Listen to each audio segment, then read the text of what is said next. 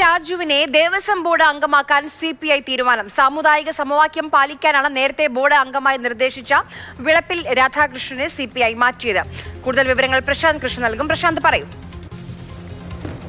CPIയുടെ സംസ്ഥാന കൗൺസിൽ അംഗമാണ് മുൻ മന്ത്രി കൂടിയായ കെ രാജുവിനെ തിരുവിതാംകൂർ ദേവസ്വം ബോർഡിന്റെ പുതിയ അംഗമായി നിയമിക്കാനാണ് CPIയുടെ അവൈലബിൾ സെക്രട്ടേറിയറ്റ് തീരുമാനിച്ചിരിക്കുന്നത്. നേരത്തെ വിളപ്പിൽ രാധാകൃഷ്ണനെ CPI നിശ്ചയിച്ചിരുന്നു. പക്ഷേ ഇതിനിടയിലാണ് CPMന്റെ പ്രതിനിധി അല്ലെങ്കിൽ ദേവസ്വം ബോർഡ് പ്രസിഡന്റായി CPM കെ ജയകുമാർ IAS തീരുമാനിച്ചത്.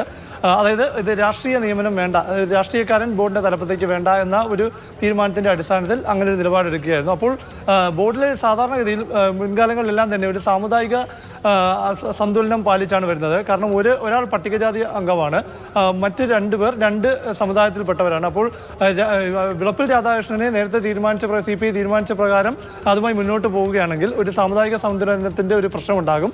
അതുകൊണ്ട് മുഖ്യമന്ത്രി തന്നെയാണ് CPI നേതൃത്വത്തോട് അവരുടെ പേര് മാറ്റണമെന്ന നിർദ്ദേശം മുന്നോട്ട് വെച്ചത്. അങ്ങനെയാണ് CPI വിളപ്പിൽ രാധാകൃഷ്ണന്റെ പേര് മാറ്റി പകരം കെ രാജുവിനെ ഇപ്പോൾ തിരുവിതാംകൂർ ദേവസ്വം ബോർഡിന്റെ അംഗമായി നിർദ്ദേശിച്ചിരിക്കുന്നത്. അടുത്ത ദിവസം തന്നെ തിരുവിതാംകൂർ ദേവസ്വം ബോർഡിലെ ബോർഡ് പ്രസിഡന്റിന്റെയും അംഗത്തിന്റെയും പുതിയ രണ്ടുപേരുടെയും ഉത്തരവ് സംബന്ധിച്ച വിജ്ഞാപനം ഇറങ്ങും. അതിനുശേഷം ഇപ്പോഴത്തെ ബോർഡിന്റെ കാലാവധി തീരുന്ന മുറയ്ക്ക് പുതിയ ദേവസ്വം ബോർഡ് നേതൃത്വം ചുമതല ഏറ്റെടുക്കുകയും ചെയ്യും. വരുന്ന മണ്ഡലകാലം ഈ പുതിയ നേതൃത്വത്തിന്റെ മേൽനോട്ടത്തിലും നിയന്ത്രണത്തിലുമായിരിക്കും ശബരിമലയിൽ നടക്കുക. ശരി.